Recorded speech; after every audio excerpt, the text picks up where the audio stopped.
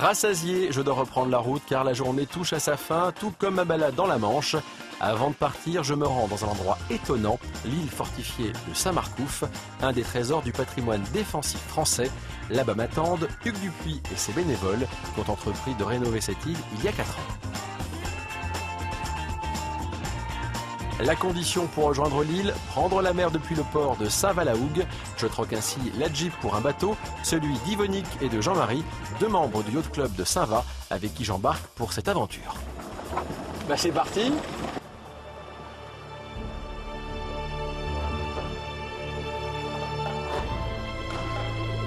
Après une demi-heure de mer plutôt agitée, voici qu'apparaît l'île fortifiée de Saint-Marcouf, un endroit perdu, presque inaccessible, qui ne se laisse approcher qu'en Zodiac.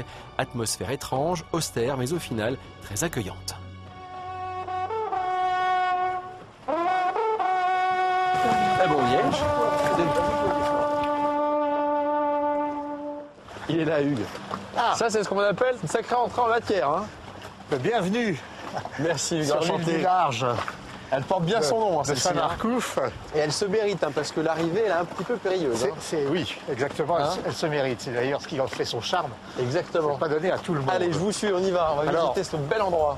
On va voir le fort et surtout toute la vue extérieure. Ouais. On va aller sur les remparts du sud, les plus spectaculaires.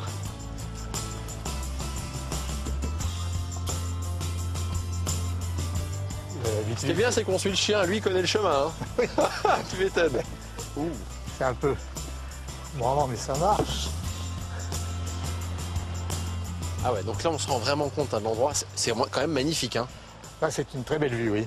Ce fort, il a été décidé par qui? Parce que c'est quand même monumental. Là, c'est du défensif à 100%. Hein. Alors c'est Napoléon Ier qui voulait absolument redonner à cet endroit le côté stratégique défensif. Ça a été pris par les Anglais qui l'avaient complètement fortifié pour leur propre compte.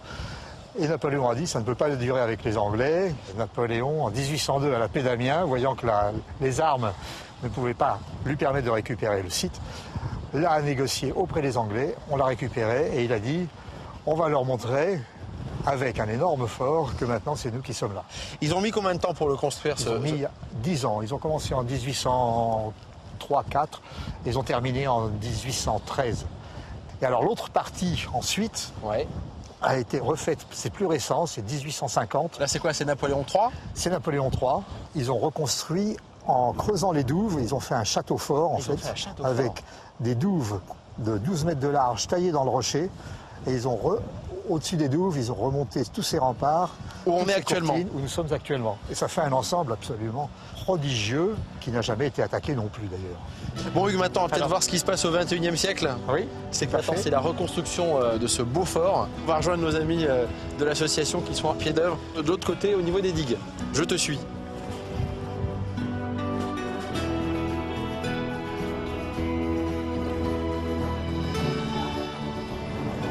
Donc toute cette digue-là, c'est celle sur laquelle on travaille Ouais. depuis 3 ans. Ah ouais, quand même. Elle fait 2,60 m de large et à certains endroits, il ne restait plus que 30 cm C'est d'épaisseur. quoi? C'est la mer qui a cassé les Oui, murs? c'est les tempêtes qui, chaque année, ça n'a pas été entretenu depuis la dernière guerre. On reconstruit ce qui existait déjà. On travaille exactement comme il y a 200 ans. Alors, on va voir un petit peu comment ça travaille là. Alors. Ils sont juste là. On y va. Bonjour. On continue de consolider la digue. Hein. Voilà, l'extérieur, ça, c'est les vagues viennent taper. Elles commencent par déchausser les pierres en retirant la chaux. Rappelez que cette chaux a quand même 200 ans. Elle a quelques excuses de ne pas être vrai. aussi solide qu'au départ. Et au bout d'un certain temps, quand la chaux est partie, ben, la pierre ne tient plus et tombe à la mer. Alors après, elle est malmenée par les vagues. Et la difficulté, c'est de retrouver les pierres ensuite à marée basse. Et c'est ce qu'on a fait pour tout le reste de la digue. C'est un travail de fou. C'est un travail de fou et c'est ce qu'on fait depuis 3 ans. Donc, je vais descendre les voir et voir comment ça se pratique. Et alors ça se voit longtemps, hein, si c'est pas du bon travail. Ah ouais, pendant 200 ans, ça se verra. va se voir. Voilà, vous avez un puzzle géant. Donc moi je travaille avec la main, Ouais. je présente ma main au niveau du caillou et j'enfonce la chaux bien au fond. Donc pour que ça tienne. Voilà. Voilà. Bon bah écoute, Nico, moi je suis parti. Alors, comment on fait? On présente la truelle comme ça. Tac. Voilà, et on pousse avec la petite langue de chat. La petite langue de chat. Tout en lissant. Faut lisser. Voilà, comme ça rend beaucoup mieux. Bon, Nico, là, on est parti quoi pour 25-30 ans? Avec beaucoup de bénévoles, ça ira très bien. Bon, en attendant, tout de suite, c'est le coup de main du chef. On va vous apprendre à faire eh bien, des petits palais normands. Et on se retrouve juste après. Evelyne, et non pas Rose, est femme au foyer, ce qui lui laisse du temps pour jardiner, mais aussi pour cuisiner. Aujourd'hui, elle a décidé de faire une recette typique de la région, des sablés normands. Il me faut du beurre, je l'ai coupé pour gagner un peu de temps. Du beurre normand, c'est parfait. Un ingrédient auquel Evelyne ajoute 250 g de farine et 150 g de sucre. Je malaxe bien pour former une boule. Jusque-là, tout va bien. Dernier ingrédient. On rajoute un œuf entier Ah, ça ne sera pas celui-là. et un jaune d'œuf. Et c'est reparti pour une séance de pétrissage. Le but, obtenir une boule uniforme et compacte. Un but compliqué à atteindre par notre cuisinière normande.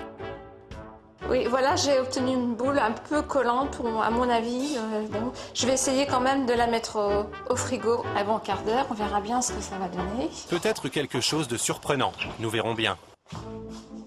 Un quart d'heure plus tard, Evelyne préchauffe son four, thermostat 160, et s'apprête à aplatir la pâte, à peine refroidie. Oula, ça colle un peu. Evelyne insiste et obtient au final une pâte d'une forme géométrique plutôt contemporaine. L'étape suivante, et non des moindres, découper les sablés. Oula, la pâte a l'air trop fine. Et plutôt collante. Ça ne sera pas pour celui-ci, pas non plus pour celui-là. Mon avis, c'est raté. Pas complètement, puisque 3 sablés ont tout de même échappé au massacre et continuent l'aventure. Je vais quand même mettre les quelques sablés que j'ai fait au four. Pendant 20 minutes, on verra bien. Les 20 minutes sont passées et les sablés sortis du four. C'est pas Verdict ? terrible. Mais je pense qu'il me faudrait de l'aide quand même, parce que avec mes 3 sablés, c'est un peu minable. Et pour l'aider, elle peut compter sur Nicolas Toulorge, chef cuisinier traiteur à Cherbourg et spécialiste dans l'art de revisiter les recettes. Je vais goûter un petit peu. Et c'est un petit peu sec, hein. S'ensuit l'inspection de la pâte. Ah oui, elle est un petit peu humide, hein. On va recommencer la recette. Et Oui. je vais vous montrer quelques petits conseils pour D'accord. réussir. Et c'est parti. Farine, sucre, beurre. Nicolas s'attaque d'abord à la pâte et à la différence d'Evelyne, celle-ci doit être très sableuse. Ça fait vraiment une texture de sable, hein. Voilà, la pâte est prête. Notre chef ajoute les œufs et malaxe le tout assez longtemps afin d'obtenir une boule homogène, à la grande différence de celle obtenue par Evelyne, malaxée trop hâtivement. Et on la laisse Combien de temps? 1 heure. 1 heure au frigo pour que le beurre durcisse. C'est bien plus que les 15 minutes d'Evelyne. Elle est bien Ah dure. oui, c'est autre chose À que mon la avis, mienne, là, hein. ça La va mienne être, était ça plus, va être hein. parfait. On va mettre un peu de farine pour que ça colle. Suite des opérations, aplatir, puis découper cette pâte. Résultat, 8 sablés pour Nicolas, contre 3 à l'origine, pour Evelyne. On peut les enfourner maintenant. Donc 20 minutes à 160 degrés. 20 minutes pendant lesquelles notre chef prépare l'accompagnement des biscuits, une pomme coupée en morceaux qu'il fait caraméliser dans une poêle. Les sablés sont désormais cuits. C'est parfait, ils sont prêts. Voilà. Ça sent bon en plus. Dernière étape, le dressage, en commençant par les pommes. Et l'autre astuce de notre chef, c'est Rajouter une petite boule de glace. Voilà. Un petit peu de cannelle pour parfumer. Ah oui, c'est sympa, quoi. sympa, oui, mais est-ce que c'est bon? Délicieux, moi je vous remercie. Hein. À vous de jouer désormais, mais surtout, soyez créatifs. Quelques pommes caramélisées et une touche de glace donneront à vos sablés un petit air de Normandie. De retour sur le fort de Saint-Marcouf au large de la Manche, où Hugues et moi rejoignons maintenant tous les bénévoles de l'association. Après l'effort, le réconfort, puisqu'à la place des pierres et du vent, ce sont des moules et du cidre qui nous attendent pour un final rapide mais gourmand. Hugues, merci pour cet accueil. Et il est en train de manger, hein. Priorité à la nourriture. Hein. Bon, Bah voilà, on a été ravis bravo pour cette d'être ici. initiative. Monsieur le maire de Saint-Va, Voilà, il est là. Vous avez raison, elles ont l'air bonnes les moules. Hein. ah, tout à fait. Et puis surtout, c'est le lieu. Enfin, les moules, manger dans un super lieu, c'est encore meilleur. Ça c'est très important. Et donc on vous invite vraiment à venir ici dans la Manche parce que l'accueil est vraiment chaleureux et authentique. Et il y a des endroits très préservés. Vous avez une côte qui est splendide. Hein. Merci encore. Et nous, on se retrouve très vite pour un prochain épisode de votre émission À vos régions. Santé à tous. Pip, pip, pip. Hurrah! Pip, pip. Hurrah! Wow.